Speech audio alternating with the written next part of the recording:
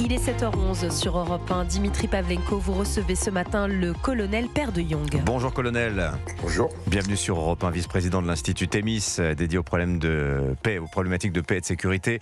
Votre dernier ouvrage, Poutine, l'or d'Ovoir, c'est paru aux éditions Mareuil. Alors c'est de l'autre guerre du moment que l'on parle ce matin avec vous, colonel Père de Jong. L'Iran, 5e jour d'opération. Le rythme, visiblement, ne ralentit pas puisque Israël vient d'annoncer cette nuit une nouvelle large vague de frappe. On en est où sur le plan des opérations militaires ce matin, colonel ? Alors il y a deux fronts qui apparaissent. Le premier c'est le front iranien, le deuxième c'est le front au Liban.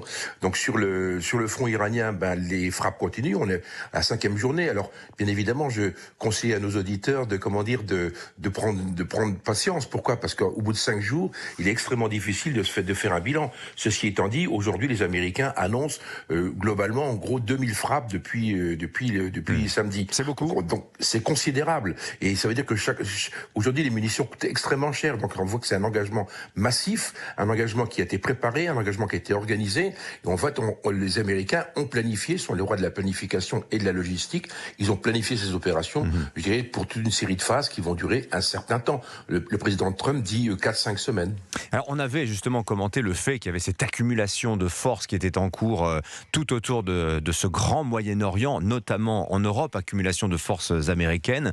Quel est selon vous, quels sont peut-être les buts de cette guerre? Parce que c'est vrai que ça n'apparaît pas très clairement dans les déclarations publiques des dirigeants américains. Est-ce que c'est écarter le danger du régime des Mollahs ou bien remodeler le Moyen-Orient selon vous? Alors, je pense que ni l'un ni l'autre dans un premier temps. Je pense que la problématique était purement technique. Elle concerne le nucléaire et la balistique. Accessoirement, le fait que les proxys, c'est-à-dire en fait que le Hamas et surtout le Hezbollah disparaissent. Ça, c'était la logique du opérationnel. Derrière, effectivement, c'est sous-tendu par deux objectifs. Effectivement, le changement de pouvoir, mais en fait, les Américains aujourd'hui n'en parlent. Enfin, je dirais globalement, on parle assez peu. Par contre, l'effet induit de tout cela, effectivement, ça va être une recomposition des rapports de force au sein du Moyen-Orient. Mais ça, encore une fois, au bout de 4 jours, 5 jours, c'est beaucoup trop tôt pour le dire. Oui. On le verra dans plusieurs semaines. Et alors, qui dirige en fait? C'est aussi une bonne question, ça, Père de Jong, parce que Donald Trump a dit hier qu'il fallait y aller, parce que l'Iran allait attaquer en premier, et il prétend même avoir forcé la main d'Israël.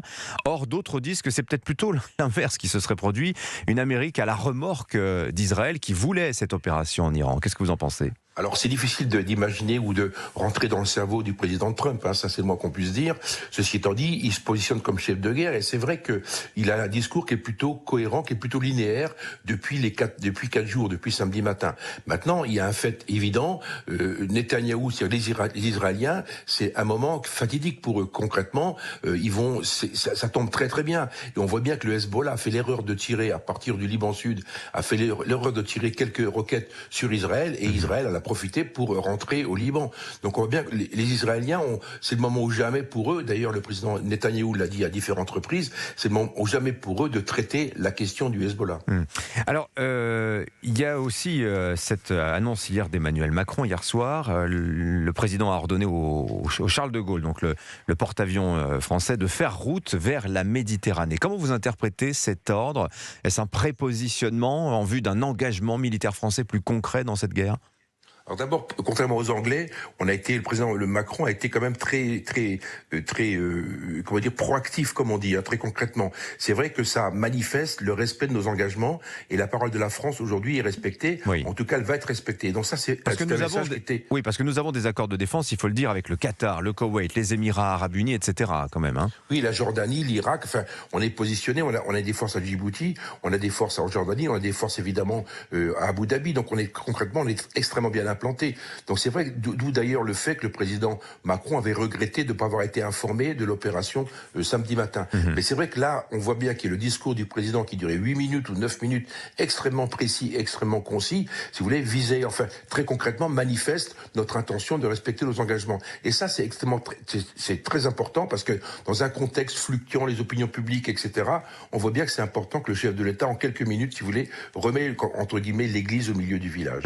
Alors, il y a aussi quelque chose qui se dessine. Hein. Cette nuit, l'Iran affirme avoir pris le contrôle total du détroit d'Ormuz. Alors le détroit d'Ormuz, c'est ce bras de mer finalement qui sépare l'Iran de la péninsule arabique et qui est un lieu de passage stratégique pour les tankers, pour les méthaniers, le gaz naturel, le pétrole.